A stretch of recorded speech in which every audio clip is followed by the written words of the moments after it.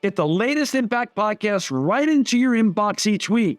Subscribe by entering your email address at impactpodcast.com to make sure you never miss an interview. This edition of the Impact Podcast is brought to you by ERI.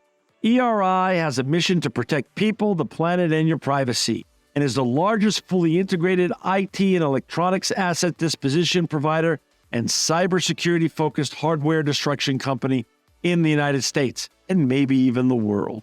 For more information on how ERI can help your business properly dispose of outdated electronic hardware devices, please visit eridirect.com. This episode of the Impact Podcast is brought to you by Closed Loop Partners. Closed Loop Partners is a leading circular economy investor in the United States with an extensive network of Fortune 500 corporate investors, family offices, institutional investors, industry experts, and impact partners. Closed Loop's platform spans the arc of capital from venture capital to private equity, bridging gaps and fostering synergies to scale the circular economy. To find Closed Loop Partners, please go to www.closedlooppartners.com.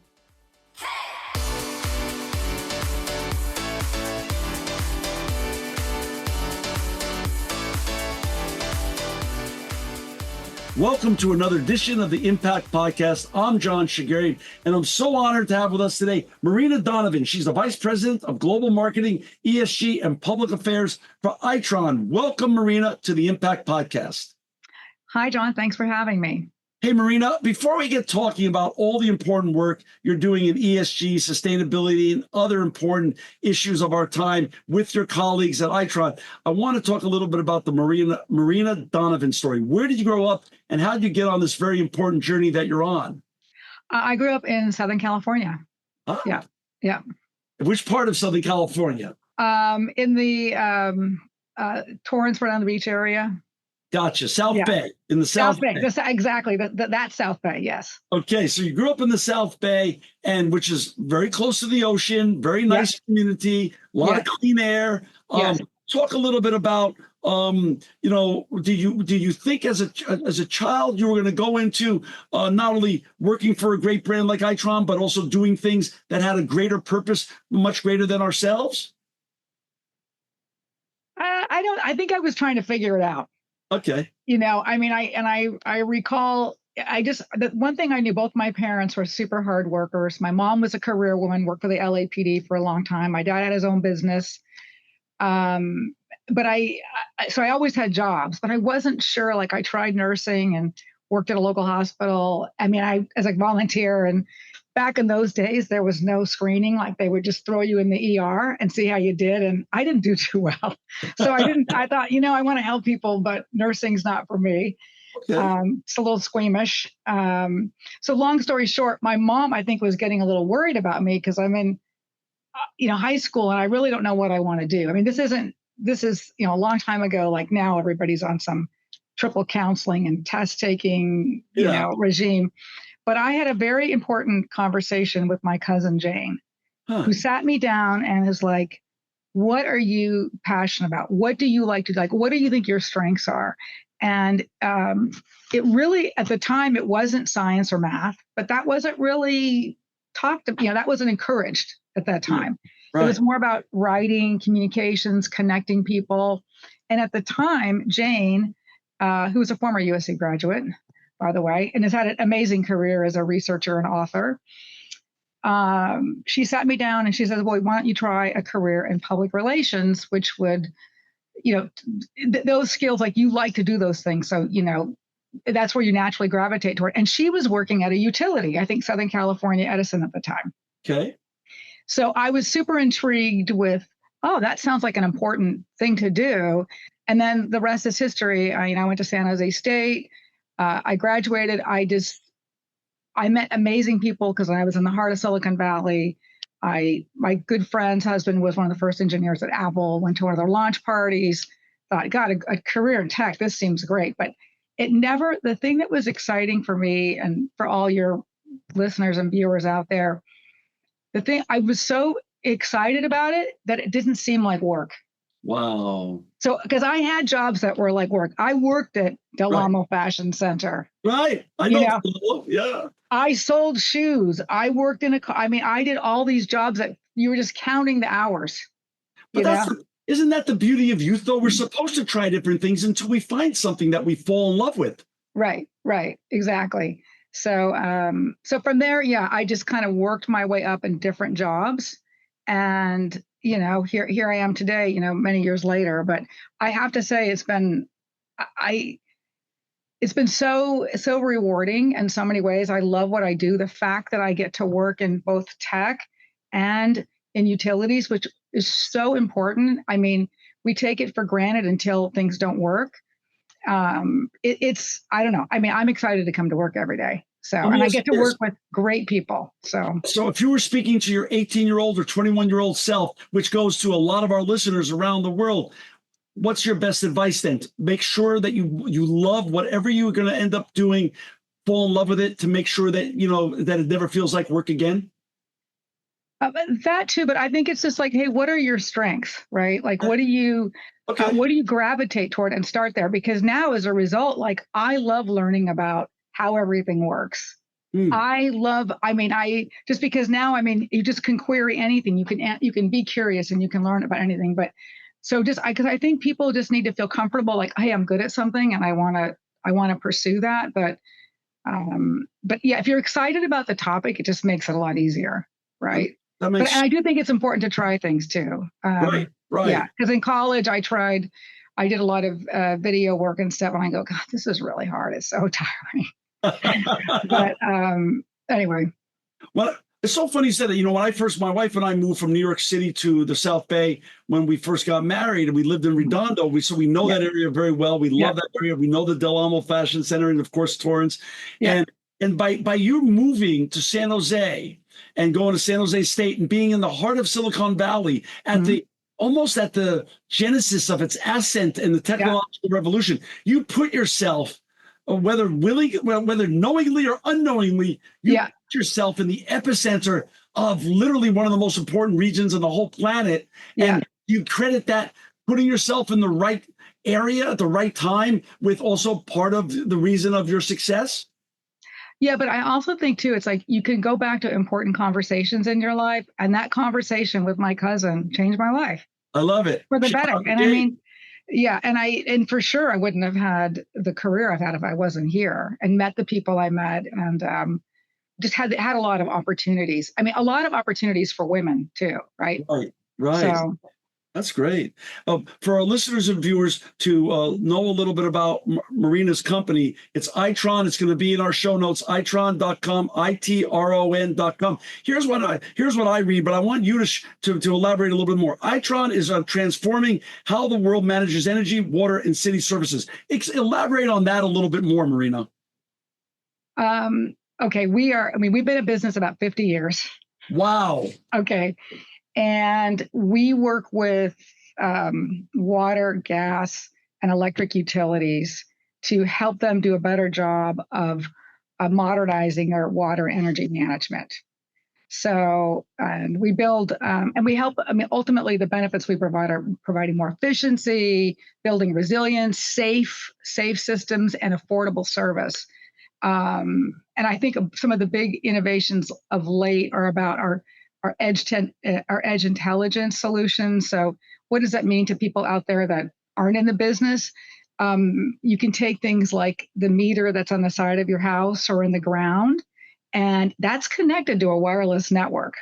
Wow. And then on there's more and more capabilities. Intelligence, as we say, on there that gives that utility really important information so they can make good decisions, and kind of get ahead of um, you know things that are potentially going to create problems. Or I mean, because the world has changed a lot, right? In the last 20 years we've got more weather events, the infrastructure is aging. So we can help figure out, like, hey, where are the biggest you know areas of weakness that we want to address. I mean, I could go on and on, and each type of utility has different problems that they're trying to solve. So we partner with them to help them do that, with the combination of hardware, software, managed services. I mean, you see a 50-year-old company, but all of a sudden it seems like Itron's about to have a star turn in that water and energy are two of the greatest issues now when it comes to the sustainability revolution that we're living through, the circularity revolution, and the AI revolution. All three have converged and made energy and water two of the hottest topics, not only here in the United States, but around the world. So I assume that Itron is literally going to have its Netflix star turn moment where it goes from making discs that we received at home, or we're so excited to receive at home, to becoming one of the most powerful, if not the most powerful, Hollywood studio that's on this planet today. So explain that what you're going through as an evolution of a brand. Well, that's important, because I think there's never been a more exciting time to be in this space, right? I mean, and so maybe in the end we can talk about careers for people, because it's like utilities need you. So right. But I think the change is like AI is coming on so fast, and it's coming. Right. You've got coupled with extreme weather events, aging infrastructure, consumers wanting more and more and more. So we're having to move a lot faster than we're used to. And see, for me, I mean, I've spent my career in Silicon Valley working at, various tech companies that were in either networking, data security, software, telecom. And so I think that's the biggest thing that's happening for utilities. And we're part of the trying to help educate everybody to get them on board and make them feel comfortable that they can do these things. And we're going to have to move a little bit faster. I mean, not only the vendors such as Itron, but our customers, the regulatory side of it as well. And everybody ultimately is trying to serve their customers. So I think it's about, how we've operated isn't going to suffice. We need to step it up and move a little quicker and get ahead of it. The good news is, I think, with our solutions is that people can incrementally upgrade stuff. They don't need to rip and replace. They can add functionality over time. It's always backwards compatible. And we really are there to help them get ahead of some of these opportunities for improvement. And ultimately, it's about serving their customers and their communities. As I shared with you before we went to record this episode, I had lunch today with a person that was very near and dear to my heart. We used to work together at a brand that I started back in '98, when I call that the beginning of the technological revolution, because 1998 is actually the demarcation point where Google was founded. So I started .com, didn't know what I was doing, and this guy was my lead coder, and now he's become an AI savant. So we were just talking about what you just brought up, and to use a Silicon Valley term, he and I both agreed that Moore's law is now a thing of the past. It's moving. Things are moving so fast that that's literally an old terminology that does not hold anymore. Does not hold anymore. So let's talk about your title, Vice President of Global Marketing, ESG, and Public Affairs. As you and I know, ESG, even marketing, and even public affairs could all be read very narrowly, or of course very broadly. Talk a little bit about what's your exact role at Itron, and what's your day-to-day, quarter-to-quarter, year-to-year type of work that you do to help the company forward its mission? Okay, well, at a very high level, it is about creating visibility and awareness of our company and our solutions. And I think it's about continuous education on several issues to all of our different stakeholders. I also, in terms of the sustainability program, I oversee the strategy, working very closely with our CEO and many of our executive staff. It's a huge program and team effort. And I think honestly, the thing about Itron that I love is that the company has always been cared about the environment. It's always tried to provide solutions that would help our customers ultimately reduce greenhouse gas emissions, be more efficient, reduce water leaks, prevent gas leaks, things like that. So that was kind of inherent in the DNA. But now, sustainability is more of a program. Your stakeholders care about it. And the interesting thing to me, just as a marketeer, and I can unpack more about my day-to-day job, but as a marketeer, our sustainability report is the #1 downloaded piece of content on our website. Okay, let's pause there. So itron.com is your website. It's going to be in our show notes. So does your annual sustainability report live in perpetuity every year on your website? Great. Of course. Yeah. Okay. Our shareholders care about it, our customers, our employees. A lot of reason why people join Itron is because of our mission and our purpose to create a more resourceful world. And so sustainability. The reason why I think it is, though, is because honestly, it's a huge team effort. I mean, which I love this about my role is that I get to work with all these across the company, supply chain, health, safety, environmental, CSR, right.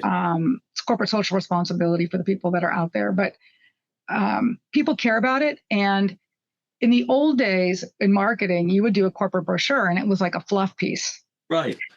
This is not fluff. This has got tables, reports, a lot of substantiated data, and it's published every year. So that's the interesting thing to me thing that we, and the other thing that we do in addition to that is we publish, and this is all available on our website. Anybody can download it. And a lot of course, it's ultimately sustainability is about being a responsible company, and people want to do business with responsible companies, period. But in addition to providing our report, we also provide a thing called the Proven Benefits presentation, and that shows all of the results that our customers have achieved by using our technology. It's all public information, but it's out there. So if you want to see what different utilities are doing all over the world, you can see, the benefits that they've achieved. And I think that's the great thing about working in the utility space is that they're not competitors. They're all share information with each other. I love that. So you're basically what you just shared with our listeners and viewers is that sustainability has gone from a want to have to now a need to have. Good sustainability practices. It's evolved. Yeah. Yes, absolutely. And we have a very rigorous program where, it's obviously figuring out like what's important to our stakeholders, what's important to us, what can we achieve, and then over time we continue to, we have a whole process to prioritize and then address things that we can over time. I love it. So now let's talk about AI. We know sustainability and circularity are trends that are not going away anytime soon, and neither is, as you said, whether we like it or not, AI is here to stay and growing, and data centers are here to stay and growing to support the AI revolution. And one of the big news items, because we know the news loves to cover the sticking points in society, is that now these data centers are being built, and what we're seeing as net benefits to communities that they were going to are now potentially being seen as net negatives because they're a huge drain on the energy grid of that area. So talk about where then Itron gets to step in and say, we've got a solution. We can help with these problems and issues that are coming up during this AI and data center revolution. Okay, that's a lot of our customers have that data center or hyperscaler challenge. Yeah. I think what a lot of people don't realize is that a lot of those are being privately funded. So, by the usual suspects out there, and the thing that I like to see the benefit of AI is that AI ultimately is going to help our customers and communities solve problems better. Got it. So, for example, one thing on the issue of water, we work with companies like Microsoft. We can figure out, hey AI, tell me all the customers out there that have continuous flow of water, which means that you got a water leak. AI can help do that and provide that list, and then the utility has an opportunity to proactively reach out to the customer. Hey, your bill seems super high. That's a value add to a customer. Like, I don't want to pay more than I have to. I want to pay what I use, but I don't want there to be waste, right? Mm-hmm. So I think AI is there's so many more positives than the negatives it's getting. It can help determine, in the report, the resourcefulness report that's also available for anybody out there. They can go to itron.com/resourcefulness. You can see, you can get all that information. We surveyed 500 utility executives in North America. But a lot of things like predictive maintenance of equipment, that is so key to be able to put those sensors So you can say, okay, there's a problem on this gas line, there's a problem on this meter, there's a problem somewhere, and then that can be collected and sent to, the utility so they can proactively address it rather than having something bad happen and then address it. So I see more positives than negatives. I think, of course, the press is always focused on the negative because that sells more or gets more eyeballs. But I see it as a positive overall for the industry and for people ultimately. You were talking about the terminology of predictive maintenance. Because you're collecting so much data, I assume that the predictive analytics you're able to give is also on usage of water, usage of electric, and you're able to help cities and municipalities and other organizations better manage their resources. Right, exactly. Who is the clients? What is your client base made up of? Cities and municipalities, water utilities, gas utilities, and electric utilities, or am I missing somebody in your ecosystem of clients? No, I think you covered it. Yeah. Talk about data. Where are we going with data? Is data management and predictive analytics a part of your growing suite of services and information? Yes, absolutely. Because we already have our infrastructure out there. And so, by adding certain functionality, we can provide more intelligence to our customers. And for us, it's not something new, really. It's more of a continuous evolution of what we've been doing all along. And the thing with Itron that's great is that we've been doing it at scale, and we have 8,000 customers in 100 countries. So, and I think, and they come back. So I'm feeling good that we're able to support them. I know since it's a 50-year-old company, I want to go back to something you just said a few sentences ago. You're very bullish on the AI revolution. Is it also because AI takes what was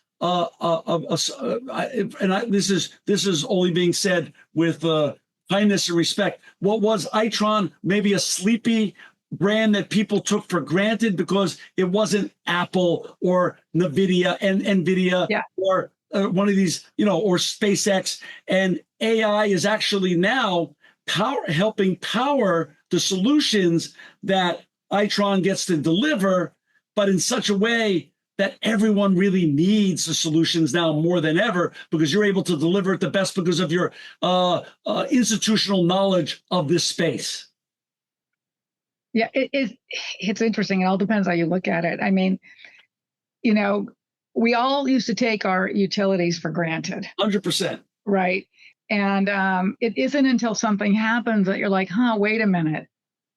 I remember, it's a long story, but a few colleagues and I were stuck in Hurricane Ian in Florida a few years ago. Sure. And when you start to lose your power, you see the cell phone tower blow off the building and you're off the grid, and like water is a limited supply, you start to really appreciate it. But I think it'll be interesting to see how things evolve. But I also think consumers need to appreciate how fragile things are. Yeah. And it's a two-way street, right? I mean, because when you hear about utilities, it's usually because customers are unhappy about how expensive it is. And I know that from our utilities, affordability is a key imperative, but it is expensive to do all these things.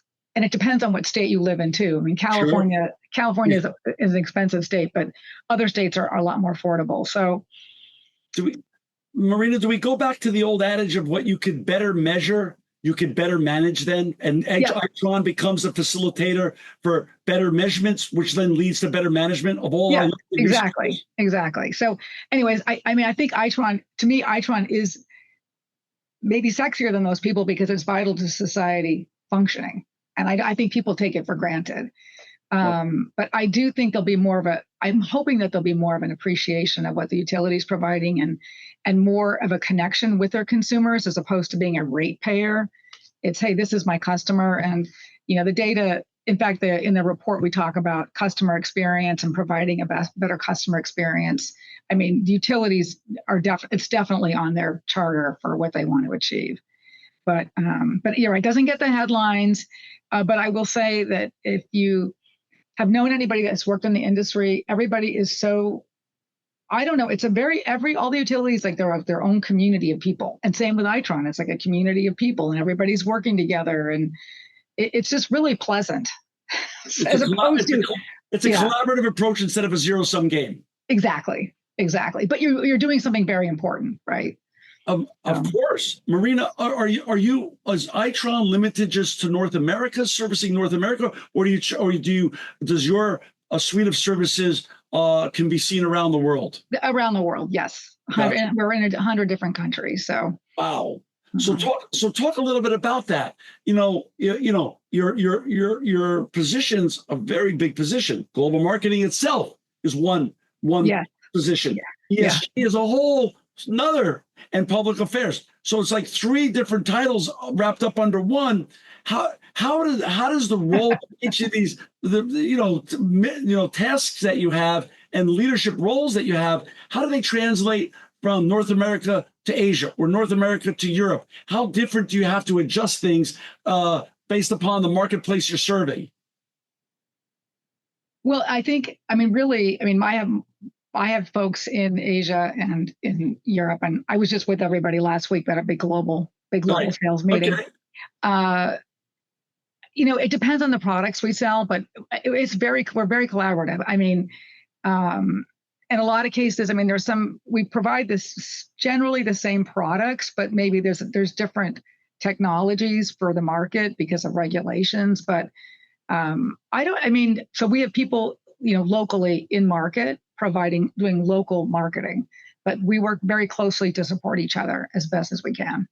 Got it. When I was studying about Itron, I saw some terminology I didn't quite understand. So I'm going to throw it back at you, and I want you to explain it to me and our listeners. I saw something that talked about good enough data, in quotes, good enough data. What is good enough data? How is that different than regular data in terms of how you interrelate with utilities, and what does that mean? What does good enough data mean? Well, I think it's more about the notion of don't wait for things to be perfect, right? You guys have the meter data coming from your meters to measure, right? So start with that. And it just there's a lot of data that people already have that they can use today. And it's a matter of adding on different functionality depending on what the priorities are for that utility. Got it. So don't wait for perfect. Ship it if it's good enough. Right. Ship it. Get it out.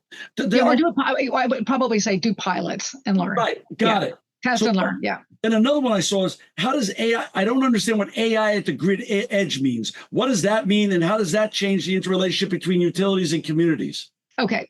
So as I mentioned, and again, thinking of this audience, because we have the unique ability, we are on the edge of your home or on the ground at your house. Yes. We have data that nobody else has. We can tell what's happening locally. And so by adding extra intelligence, and technology inside, like 1 or 2 of the key spokes meters, we can talk to the back office about what's happening, right? Again, trying to make sure there's no what we call anomalies or potential problems that need to be looked at. And today, I think we're the only one that I think we've shipped about 16 million of these special devices. Wow. And you can have one per a group. Like you can just add this one special meter, the DI meter. And so that's what we mean about more intelligence at the edge of where stuff is happening. So whether it's on the line, the electricity line, whether it's on a pipe and it's detecting, like we have gas meters that will automatically shut off if they just detect something that, the pressure is not right. And it will shut off for safety reasons. So because I was interviewing a customer at Inspire, a big customer event, and I said, well, don't people just call, when they smell gas? And he goes, no. So, Wow. Yeah. How fast, if I was a city council member or a mayor of a city or a municipality, has the acceleration of them reaching out to you to come and help them be better public servants and stewards of their community? Has that accelerated over the years as people want to be good public servants and actually make their communities the best they can be in terms of managing their resources to the best of their abilities? And now they know that your technology exists. Are they reaching out more and more and sharing it among each other to say, hey, you should call them or contact them? They can really help you get your city on the right side of sustainability and managing your resources to the best of their abilities. Yeah, we are seeing more of that. I mean, keep in mind when people buy our products, it's very different than any other sale. It's a 20-year commitment. It's a marriage. Wow. Okay. Wow. So, and I think in a lot of cases, many cities just don't have the budgets to change things. So they're not maybe the early adopters, but now as they're getting more comfortable with how the technology is used, and then we're getting better about providing solutions that cities can easily deploy, not so complex, because we've learned a lot through the years. Yes, we are seeing more of that. And yeah, so I'm excited about that. And how does that translate then into trust, reliability, and accountability, between regulators, customers, and the public at large? Because now, again, you're not now seen as a want to have, you're a need to have. This is almost non-negotiable now. I agree. Well, the one thing I will say about ours, I've been here, 10 years. People can count on us. I mean, we're human, and we deliver, and we're always trying to do a better job, right? So I don't know. I mean, we wouldn't be in business if we didn't have a good track record. So, and always continuously trying to improve upon that too. How many employees approximately do you have across the planet? I want to say it's around 5,000. Okay. Yeah, so and then contractors as well. How do you then, as both as the head of marketing and ESG and public affairs, how do you educate them so they can not only be the best ambassadors for Itron and the work that you do and the services you provide, but actually become great evangelists for what you do? In terms of our employee base? Yeah, the 5,000. Okay, we do a number of programs. I'm also in charge of internal communications, but honestly, I have to say our CEO and executive staff, they do walk the walk. And we do have regular, quarterly meetings with our employees. We have a very active social media platform internally. We're always, we have a very kind of like our own editorial calendar, and I don't know. I mean, it's just a two-way. I mean, I was corresponding with somebody from India, our India office this morning. I mean, I don't know. I think we're pretty organized. So I don't know. And you have to be consistent, right? It's repetition, and acting that way. So I think people come here and they care and they care about what they're doing. And so I think people are just naturally evangelists. And then we try to give them the tools they need so they can do that. And if we don't, I hear about it. So that's good too. Is it, from an HR perspective, is it the work that you do and the importance of the work you do, given that it's covering three of the fastest growing, most impactful trends in the world today: circularity, sustainability, and AI and data centers? Is it a great recruiting tool and also a retention tool with regards from an HR perspective? Yes. And we work very closely with the HR team. I mean, so I think the interesting thing about my job, one, it's never the same day twice, but we are basically serving and supporting every organization in the company. Wow. So, the business units, HR, finance, and helping them. I mean, and a lot of it does stem around the communications, which is because it's all about how you talk and educate, share information with people. But hopefully I answered your question.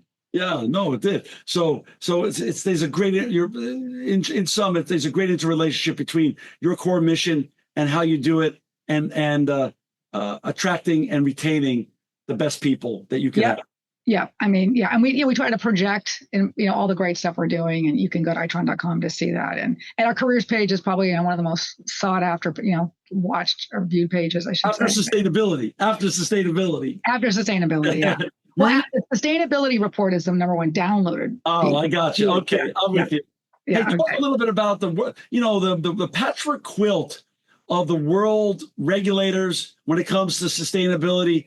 How difficult of a maze is that for and delicate of a high wire for you to constantly balance on when there's no true harmonization yet among the EU regulators, United States and North American regulators, Asia regulators, the Gulf regulators, South American regulators. How much do they get in the way? And how, and is harmonization just a Pollyanna hope for the future, or at some point is there going to be some rationalization here of the rules and regs when it comes to sustainability and carbon emissions around the world? Okay, harmonization is an interesting word. I mean, obviously, from where I sit, I mean, Europe has always been at the forefront. Right. I agree. And their standards are higher than other parts of the world. But I do think in the last few years, it's they are kind of falling in line with the US. They're not, I mean, and I think unfortunately, maybe there were some bad actors out there that published information that wasn't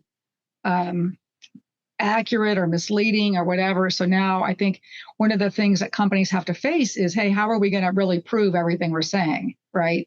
Which makes sense. It's a reasonable request. It's just very costly for companies, right? It's a new cottage business.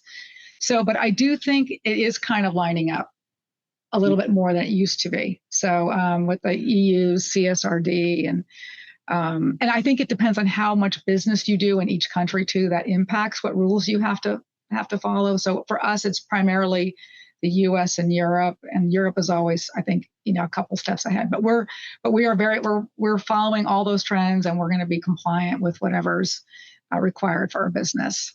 Talk a little bit about some of you're there 10 years, so what's happened in the evolution, and you've been through the hyper scaling part of your business right now. Let's talk about some of your favorite projects and initiatives. If today you and your lead team, were going to close one of the biggest deals ever in Itron's history in the last 50 years, and you needed to put on one or two sheets your best examples of your favorite projects and initiatives that just really sing off the page, share with our listeners and viewers a little bit what those projects and initiatives would be. Wow. I think, one of the big projects we did was our rebrand 3 years ago. And that took a long time, a lot of convincing, just because we wanted to show the world that we were, we weren't the same Itron. We were building on all the solid foundation. And then from there, we really worked, I should say our executive team really worked on our values and behaviors and how we want to act with, and changing the company culture, not ripping and ripping everything, but being more specific about how we show up and how we get work done. I think, and so one of the things that we did, and we'll see, is we had our executives kind of act out each of these, because some of them were nuanced. And we've been rolling them out over the last few months, so we'll see how employees embrace those. But I'm hoping that in terms of educating people, we try to make it edutainment. Educate people like, what does collaborative look like now? Because that's a word that's kind of tossed around. It means nothing. Yeah. So what does that look like in terms of how we do business? And one of the things that came up, which I think is really good, is about speaking up and not just being nice. Say more. Yeah. Well, it has to do with about being authentic. And but again, obviously you need to be constructive. Sure. Yes. But like now it's okay to kind of bring things up more to the surface. Because I mean, if I see an issue, I speak up right away, because I don't want it to become some big problem. I just want to, flag it right away. But I think that's a really important initiative. But again, don't know if I'll see the payoff for that for a long time. But I think that's super important. So. And in terms of what we've been able to do for our customers, we get to announce some of the things that we do publicly, and that's really exciting. But I would say those are the big things that stand out. This year, 2026, what is most exciting to you now this year that you're working on that makes you want to get out of bed and get over to the office every day? Well, I think the thing I mean, there are so many, like all these issues that I mentioned, aging infrastructure, environmental, look at Hurricane Helene, all the damage that caused. I mean, I just think I do have more of a sense of urgency to get the word out there, because that these problems can be managed and maybe mitigated and just handled a little bit better. And we're getting better and better. And I don't know, this word for 2026 for me is opportunity, even in things that we're not doing well. Like, how can we do better? So I think it's like, how can we do better? Like with our marketing programs, anything, how can I show up better? Because every day we have an opportunity to help our customers and their customers. And, So you did continual improvement. You absolutely. Put me, yes. I love it. Talk a little bit now to our next generation who's coming up behind us. That there's a whole generation, Marina, of wonderful people, young people, let's just call them between 15 and 35, that are listening to you today and go, I want to be her. I want to make a paycheck, be as happy as she is and as light as she is, but also make an impact every day. Yeah. And that's one of their thoughts. But then the other part that's creeping into their thought process, and this is what they're telling me on a regular basis, is either through traditional media sources or social media. All they keep hearing, they feel, is AI is coming for their job. AI is going to basically undercut their career possibilities. What advice could you give them to guide them through the fear of AI and the desire to become the next generation of Marina Donovans? Well, I mean, AI, I mean, right now we have to focus on what we can control right now, right? Okay. And I mean, the thing that I think that my advice would be to look at working for your local utility, because it's a great job, it's a great life, and you're going to be helping communities, and to apply for internships, and maybe get in that way. I wouldn't. I mean, it's true. I think there's a trend that some of the knowledge work may be impacted, and we'll see how that plays out over time. But right now, there's jobs open. I mean, there's a huge labor shortage in utilities right now because people retire in their early 50s.